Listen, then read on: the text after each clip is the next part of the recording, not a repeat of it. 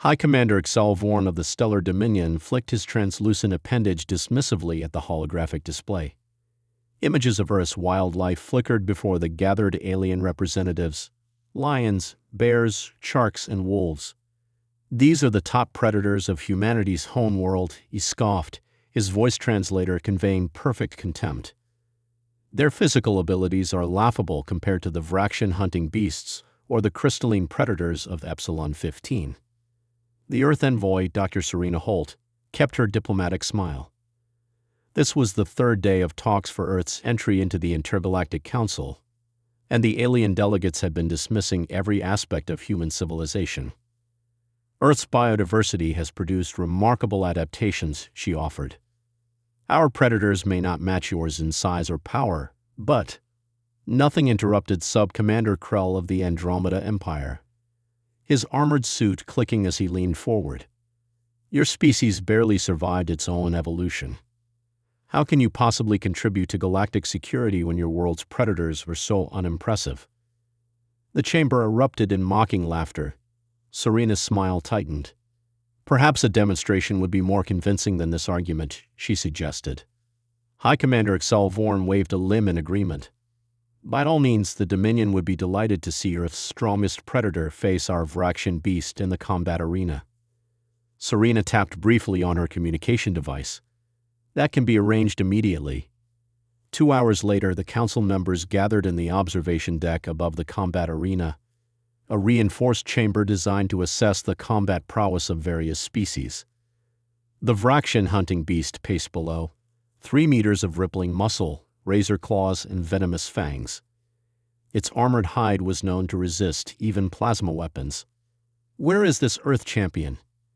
demanded Krell impatiently. "Did your delegation reconsider after seeing the Vraxian?" Serena simply gestured to the arena's opposite entrance, where a small transport pod was being delivered by 2 human handlers in protective suits. "Counselors, I present Mellivora capensis, what we call the honey badger." The pod opened, and a small black and white mammal waddled into the arena, barely reaching knee-height on a human. It sniffed the air casually, seemingly oblivious to the towering predator across the chamber. Incredulous silence fell over the alien dignitaries, followed by outbursts of laughter. "Is this some kind of joke?" Salvorn's translator struggled to convey his mixture of amusement and insult. "You bring a rodent to face a Vraxian." "Not a rodent," Serena corrected calmly. "And I would watch carefully if I were you." The Vraxian let out a bone-chilling roar and charged. The honey badger didn't flee.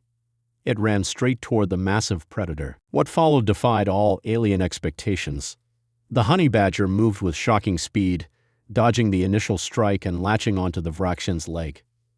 The larger creature howled and thrashed, but the honey badger clung on, tearing through armor with teeth and claws designed to break open beehives. When the Vraxian bit down, injecting venom that could paralyze creatures 10 times its size, the honey badger seemed merely annoyed. It released its grip, staggered momentarily, then shook itself and resumed its attack with even greater ferocity. "Impossible," whispered Krell. "The venom had no effect." "Honey badgers have evolved partial immunity to many toxins," Serena explained.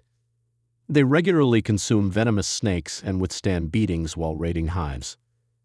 They also have incredibly loose skin, allowing them to twist and fight even when grabbed." The battle continued for 20 astonishing minutes. The massive Vraxian grew increasingly desperate as the seemingly unstoppable small creature targeted its vulnerable joints and underside.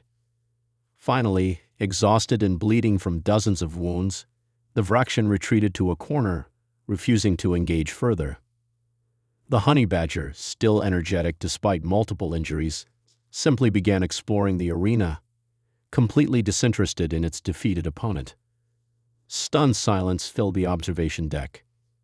"That's not even our most dangerous predator," Serena added conversationally. "Just one of the most persistent." Salvorn's appendages had lost their dismissive wave. "You said this creature seeks out beehives and venomous snakes. Deliberately?" "Yes," Serena answered. "They've been documented fighting lions, surviving porcupine quills, and recovering from cobra bites that would kill most mammals instantly. They simply don't give up, Serena smiled, rather like humanity itself. The council members exchanged uncomfortable glances. They had gravely miscalculated. Perhaps, Salvorn conceded slowly, we should reconsider Earth's application to the Intergalactic Council. A species that evolves alongside such determined predators clearly possesses qualities we had not appreciated. Serena nodded politely, but her eyes held the same relentless gleam as the honey badger below. The negotiations would be very different from now on. In the arena, the honey badger yawned, utterly unconcerned with having just rewritten humanity's galactic future.